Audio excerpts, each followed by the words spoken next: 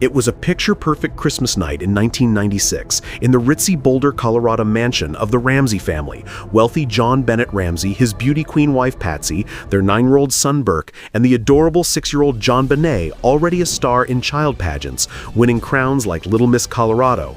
The house at 755 15th Street buzzed with holiday cheer as little JonBenét tore open presents, her eyes sparkling with joy.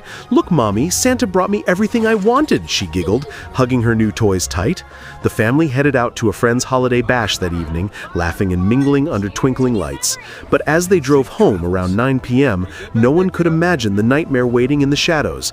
Patsy carried a sleepy JonBenét upstairs, tucking her in with a kiss. "Sweet dreams, my little angel," Patsy whispered. John got Burke settled in his room, the boy yawning as he drifted off.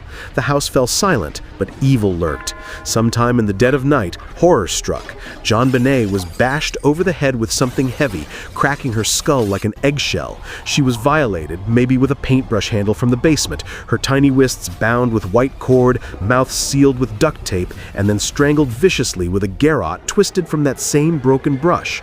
Who could do this to an innocent child? The next morning, December 26th, Patsy stumbled down the back stairs and froze. There, sprawled on the steps, was a twisted 3-page ransom note, scrawled by hand, demanding $118,000, almost exactly John's recent bonus from work. "Oh God, no!" Patsy screamed, her voice echoing through the house. She grabbed the phone, dialing 911 in a panic. "Help! My daughter's been kidnapped! There's a note! They want money! Please hurry!"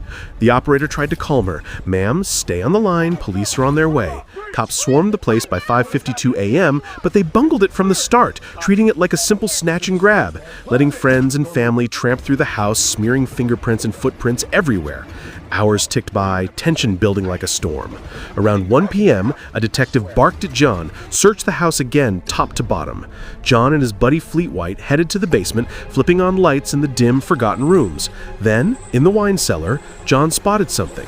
A white blanket bundled on the floor. He yanked it back and gasped. "No! JonBenét! My baby!" he wailed, scooping up her cold body, her favorite Barbie nightgown tossed nearby.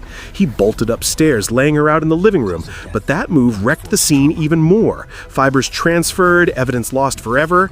The autopsy hit like a gut punch. Coroner John Meyer ruled she died from strangulation plus that brutal head blow, with signs of sexual assault and old vaginal injuries. And get this, undigested pineapple in her tummy, matching a bowl upstairs that Burke admitted snacking on that night.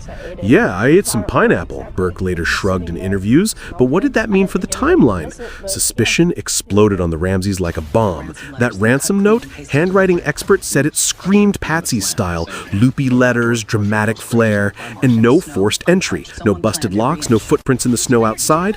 The media went feral, hounding them. "Did you do it? How could parents let this happen?" John and Patsy lawyered up fast, hiring PR sharks to spin their innocence on TV. "We loved our daughter, we're victims too," Patsy cried in one interview, tears streaming. But whispers grew.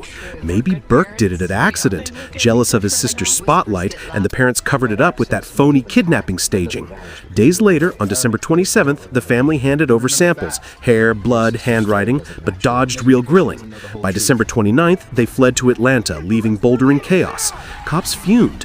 This crime scene was a joke, unsecured, contaminated. Theories raged like wildfire. Intruder through the broken basement window or inside job. In 1998, police dumped evidence on a grand jury, and in 1999, they voted to indict John and Patsy for child abuse leading to death and covering it up. But DA Alex Hunter chickened out. "Not enough proof," he announced, slamming the door. Then a twist. In 2003, touch DNA on her long johns and undies from an unknown guy. No match to the family. "See, intruder," supporters yelled. In 2008, new DA Mary Lacey cleared them outright. "We're sorry, we believe you're innocent based on this DNA."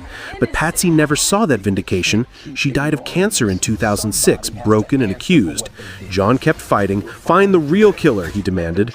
Burke sued CBS in 2016 for a doc that painted him as the culprit. Settled out of court in 19.